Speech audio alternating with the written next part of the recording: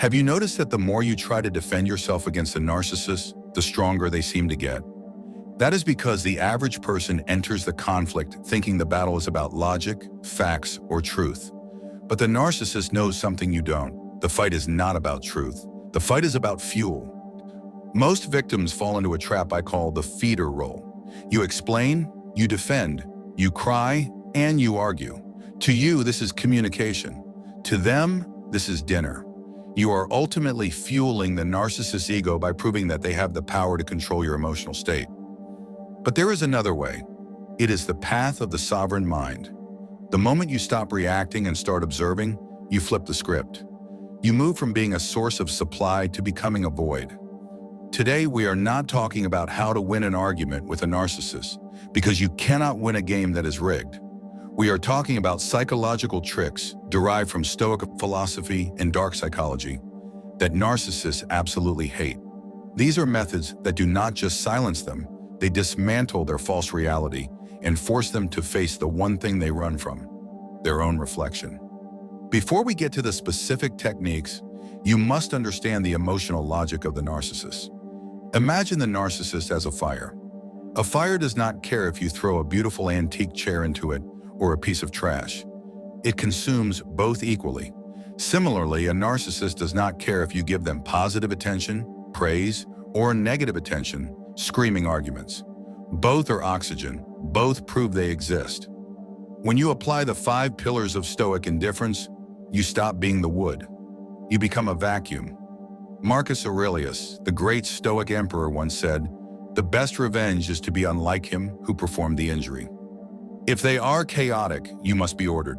If they are loud, you must be silent. If they are desperate for a reaction, you must be impervious. This is not passivity. In this niche, doing nothing is the highest form of offensive combat. It is weaponized passivity. By withholding your reaction, you are not retreating, you are starving the enemy. Let's look at the specific tricks that turn you into this unmovable object. The first psychological trigger they hate is what I call the 3-second void. Narcissists rely on speed. They rely on the blur.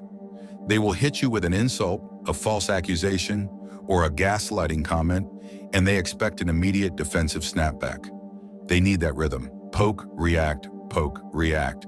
It makes them feel like the puppet master. You break this rhythm with time. When they say something designed to hurt you, do not speak immediately. Look them directly in the eyes. Maintain a flat, clinical gaze, and count to 3 in your head. 1, 2, 3. Only then do you respond. Or perhaps you don't respond at all. Why does this work? Because silence is a mirror. When you answer immediately, the noise of the argument covers up the absurdity of what they just said. But when you create a pocket of silence, their words hang in the air. You force them to sit in the awkwardness of their own aggression. In that 3-second window, you are signaling to their subconscious that you are not a puppet on a string. You are a sovereign observer. You are analyzing them, not feeling them. This terrifies a narcissist because they are deeply insecure. Your silence makes them wonder, does he see through me? Does she know who I really am? You are using the law of absence. As Robert Greene writes, the more you are seen and heard, the more common you appear. By withdrawing your words, you increase your presence. You become heavy, solid, and terrifyingly real. The second trick is the ultimate disruption of their supply. It is the technique of the board agreement. In the heat of conflict, a narcissist will often escalate to absurdity. They will call you crazy, selfish, overly sensitive, or ungrateful. They are fishing for you to say, "No, I'm not. Let me prove to you how good I am." Do not take the bait. Instead, agree with them, but do it with zero emotional inflection. If they say, "You are the most selfish person I know," you simply shrug and say, "You're probably right. I can be selfish sometimes." Then you go back to what you were doing. If they say, "You're losing your mind," you reply, "That's certainly possible." This is also known as fogging. Imagine trying to throw a rock at a bank of fog. The rock goes right through. It hits nothing. It makes no sound. The fog remains. When you defend yourself, you become a solid target they can hit again. when you agree and amplify their absurdity. Without emotion, you become vapor. You create a psychological void. They hate this because it violates the script. They have written a script where they are the victim and you are the villain. By agreeing with them calmly, you burn the script. You leave them with nowhere to go. You have stolen their ability to fight, not by overpowering them, but by refusing to provide the friction they need to sustain the drama. This next shift is internal, but it changes your external vibration entirely. It is called clinical labeling. One of the reasons narcissists can hurt us is that we view them through the lens of intimacy. We see them as a mother, a husband, a friend, or a boss. These titles carry emotional weight and expectation.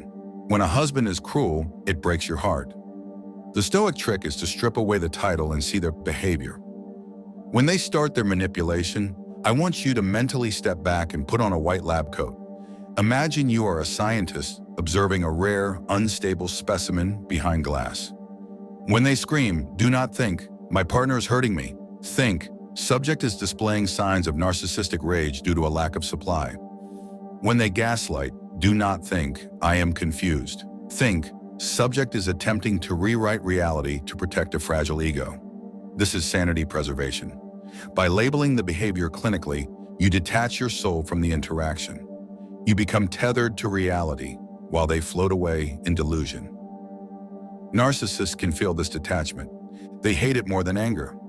Anger implies you still care.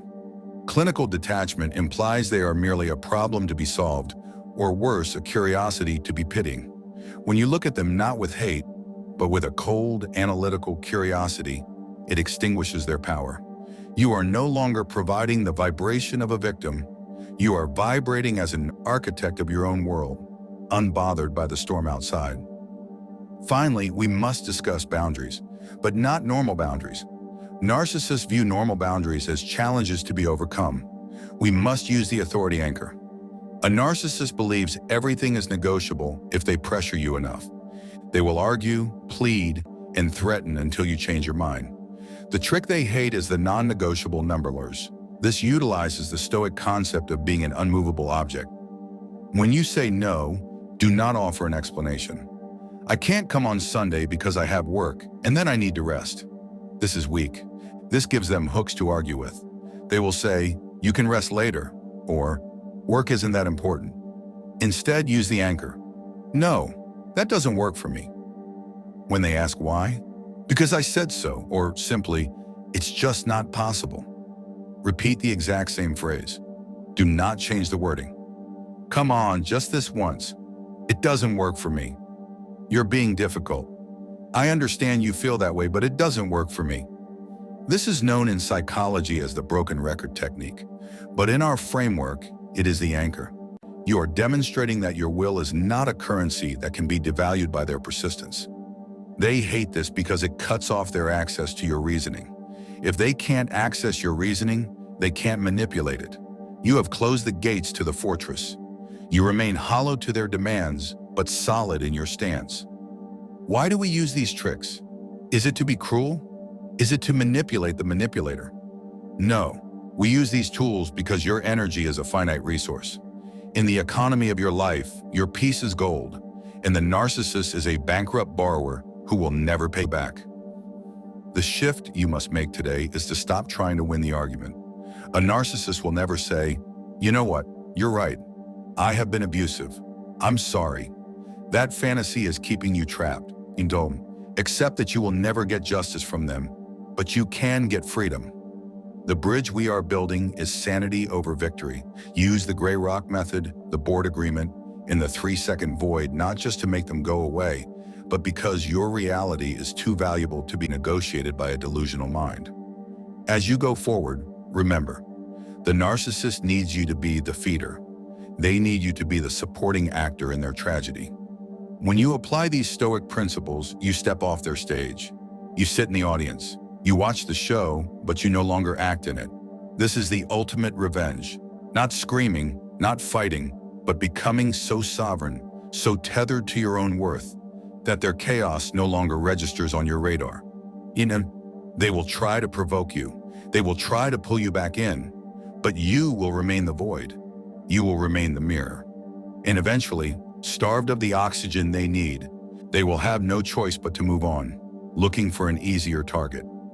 You have the power to dismantle their control. It starts with silence. It starts with observation. It starts now. Stay strong. Stay stoic. Become the void.